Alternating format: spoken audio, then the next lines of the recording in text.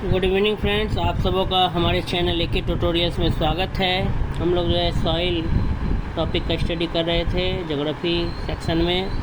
आज जो हमारा टॉपिक है जो हम स्टडी करने जा रहे हैं वो है मृदा अपरदन एवं सुधार, सॉइल इरोजन एंड प्रिवेंशन।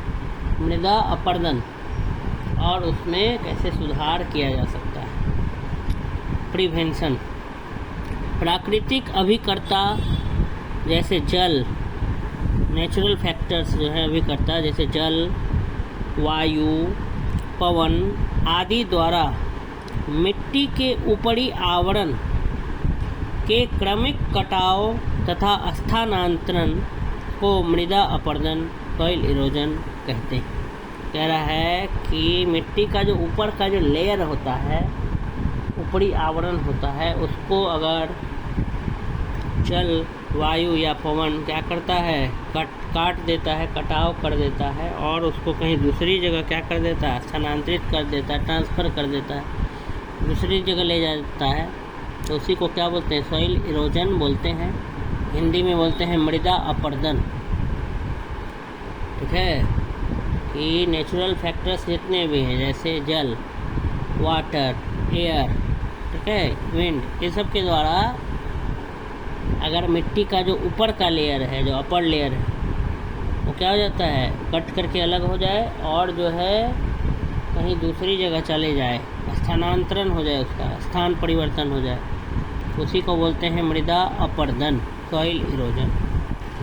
मृदा अपरदन के कई कारक होते हैं जिसमें निर्वनीकरण, डिफॉरेस्टेशन, पेड़ काटना, बहुत ज़्यादा पेड़ काट देना, डिफॉरेस्टेशन, अत्यधिक पशुचारण, बहुत ज़्यादा ग्रेजिंग, पशु को चरवा देना ज़मीन में, झूम कृषि, झूम कल्टीवेशन, अवैज्ञानिक कृषि पद्धति, परिवहन एवं संचार साधनों द्वारा प्राकृतिक अपवाह का अपवर्तन एवं अवरोध तथा अंधाधुंध खनन, माइनिंग, एकदम इनडिस्क्रिमिनेटली माइनिंग, ये सब आदि क्या है मुख्य कारण किसके, मृदा अपरदन।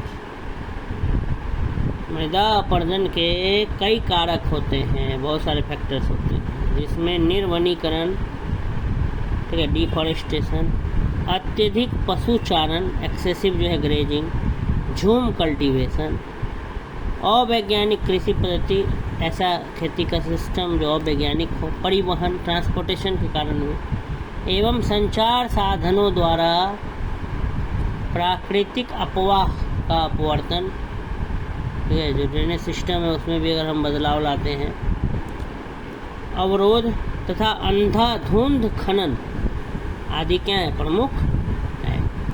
भारत में मृदा अपरदन से सर्वाधिक प्रभावित क्षेत्रों में चंबल एवं यमुना नदियों की उत्खात भूमि क्षेत्र, पश्चिमी हिमालय का गिरिपदीय क्षेत्र, शिवालिक पहाड़ियों के पाद क्षेत्र इसमें शामिल है।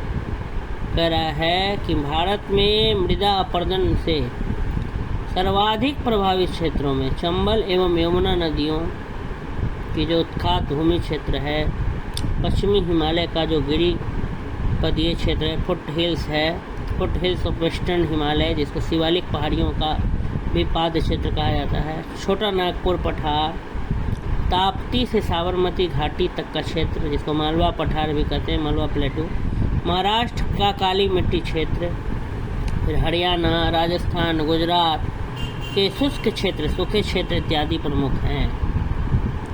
भारत में मृदा अपरदन से सर्वाधिक जो प्रभावित क्षेत्र हैं वो ये सब है, चंबल एवं यमुना नदियों की उत्खनन वाला भूमि क्षेत्र, पश्चिमी हिमालय का गिरिपादीय क्षेत्र, शिवालिक पहाड़ियों के पाद क्षेत्र, छोटा नागपुर पठार, ताप्ती से साबरमती घाटी तक का क्षेत्र, महाराष्ट्र का काली मिट्टी क्षेत्र, हरियाणा, राजस्थान, गुजरात के शुष्क क्षेत्र इत्यादि क्या हैं, प्रमुख हैं।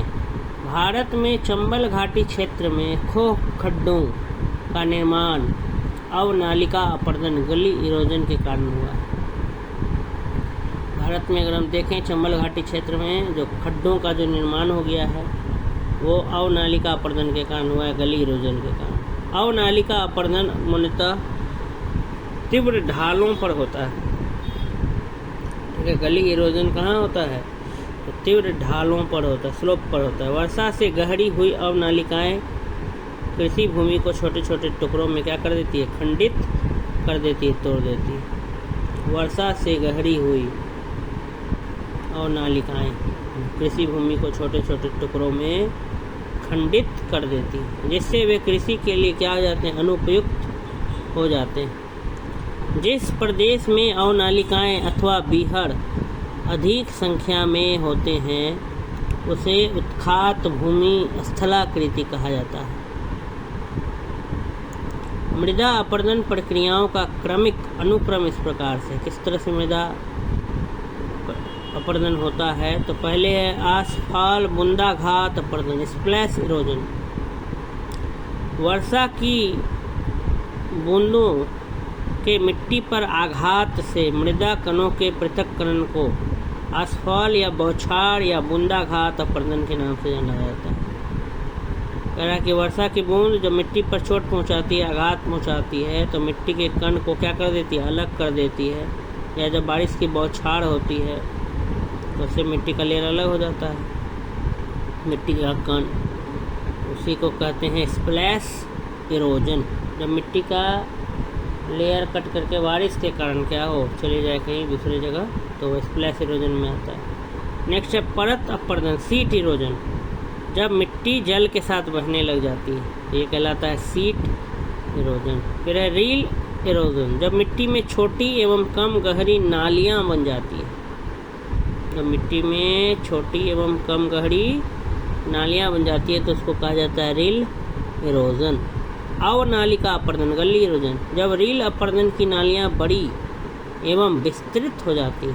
जब अपरदन की नालियाँ बड़ी और एकदम विस्तृत, अवनालिका अपरदन में बदल जाता है। ये रील इरोजन जो है वो गली इरोजन में कन्वर्ट हो जाता है। धारा चैनल अपरदन, स्ट्रीम चैनल इरोजन, जब जल एक मोटी धारा के रूप में प्रवाहित होने लगता है और चैनल को तब तक अपरदित करता है जब तक कि वह स्थिर ढाल प्राप्त नहीं कर लेता है, वो कहलाता है धारा चैनल अपरदन, स्ट्रीम चैनल इरोजन। उसके बाद सोरगम, ज्वार किसी अन्य फसल की तुलना में भूमि अपरदन के लिए अधिक उत्तरदायी है। मृदा संरक्षण के संबंध में प्रचलित पद्धतियों में सस्यावर्तन, वेदिका निर्माण और वायुरोध को भारत में उपयुक्त माना जाता है। अगर मृदा संरक्षण, सॉइल कंजर्वेशन के संबंध में जो फेमस जो सिस्टम है, पद्धति है, उसमें आता है सस्यावर्तन, वेदिका निर्माण और वायुरोध, ये भारत में उपयुक्त माना जाता है। मृदा सुधार के अंतर्गत फसल चक्र, क्रॉप रोटेशन, मिश्रित खेती, मिक्स्ड फार्मिंग और बहुफसलीय खेती, मल्टीपल फार्मिंग द्वारा मृदा की उर्वरता को पोषित किया जा सकता है। मृदा की उर्वरता को क्या किया जाता है? रिटेन किया जा सकता है। इस प्रकार से हमारा ये जो टॉपिक था मृदा अपरदन एवं सुधार, यहीं पे क्या होता है? समाप्त होता है। अगर आपको हमारी वीडियो अच्छी लगी मेरे चैनल को लाइक करें, सब्सक्राइब करें एवं अधिक से अधिक लोगों तक मेरी वीडियो को पहुंचाएं। धन्यवाद।